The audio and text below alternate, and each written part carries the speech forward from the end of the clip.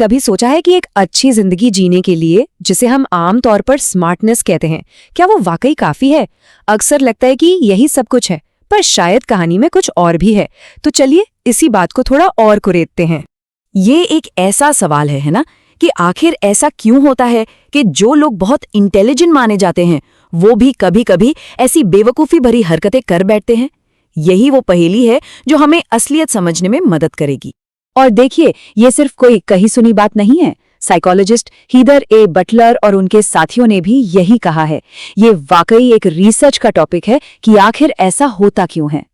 तो चलिए पड़ताल शुरू करते हैं उस चीज से जिसे हम आम तौर पर स्मार्टनेस का पैमाना मानते हैं, यानी कि आईक्यू टेस्ट। देखिए 100 साल से भी ज्यादा हो गए और आईक्यू स्कोर को ही इंटेलिजेंस नापने का सबसे बड़ा पैमाना माना जाता रहा है।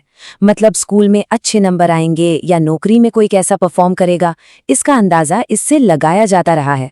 पर क्या यही पूरी सच्चाई है? तो असली खेल यहीं पर है। आईक्यू टेस्ट क्या नापते हैं और क्या नहीं नापते। एक तरफ ये शब्द ज्ञान या पहेलियां सुलझाने की क्षमता को तो मापते हैं, लेकिन दूसरी तरफ ये इस बात को बिल्कुल नहीं मापते कि कोई असल जिंदगी में कितने सही, कितने तर्कसंगत और बिना किसी भेदभाव के फैसले ले पाता है। और यहीं पर एक बहुत बड़ा गैप है। तो अगर आईक्यू पूरी कहानी नहीं है, तो फिर असली हीरो कौन है? चलिए एक दूसरी काबिलियत पर नजर डालते हैं जो शायद इस स्मार्ट लोगों की बेवकूफियों वाली पहेली को सुलझा सके। अब ये शब्द है क्रिटिकल थिंकिंग या आलोचनात्मक सोच। इसका मतलब किताबी कीड़ा होना नहीं है। इसका सीधा साधा मतलब है उन स्किल्स का इस्तेमाल करना जिनसे किसी अच्छे नतीजे पर पहुंचने की उम्मीद बढ़ जाए। ये एक सोची समझी, तर्क पर आधारित सोच है और ये उन चीजों से बिल्कुल अलग है जो एक आईक्यू टेस्ट मापता है। तो इस सवाल का जवाब ढूंढने के लिए 2017 में एक बहुत ही दिलचस्प स्टडी हुई। रिसर्चर्स ने ये पता लगाने की कोशिश की कि असल जिंदगी में सही फैसले लेने का बेहतर अंदाजा किससे लगता है, आईक्यू से या फिर क्रिटिकल थिंकिंग से। जैसे एक मजेदार बात देखिए, उस स्टडी में लोगों से उनकी जिंदगी की कुछ नेगेटिव घटनाओं के बारे में पूछा गया था और करीब 90% स्टूडेंट्स ने ये माना कि वो एग्जाम से ठीक एक रात पहले पढ़ना शुरू करते हैं। अब ये कोई बहुत स्मार्ट फैसला तो नहीं लगता है ना? और नतीजे? ये चार्ट सब कुछ बता रहा है। देखिए, आईक्यू स्कोर और जिंदगी के नेगेटिव नतीजों से बचने में थोड़ा बहुत कनेक्शन तो था, लेकिन क्रिटिकल थिंकिंग मतलब आलोचनात्मक सोच कहीं ज्यादा बेहतर प्रेडिक्टर साबित हुई। तो मतलब साफ है, क्रिटिकल थिंकिंग कोई आईक्यू का छोटा मोटा हिस्सा नहीं है। ये अपने आप में एक अलग और बहुत बहुत जरूरी स्किल है।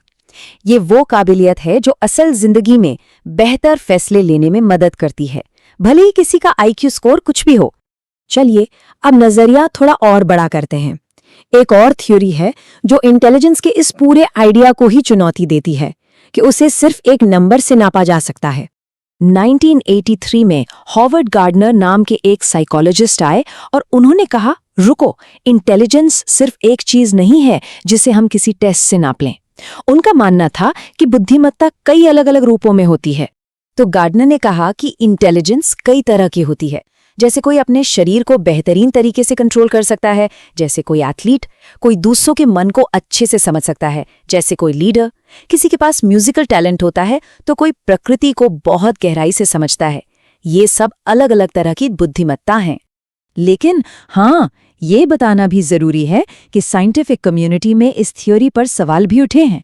आलोचकों का कहना है कि इसे साबित करने के लिए ठोस सबूत या डेटा की कमी है और ये काफी हद तक व्यक्तिगत राय पर निर्भर करती है।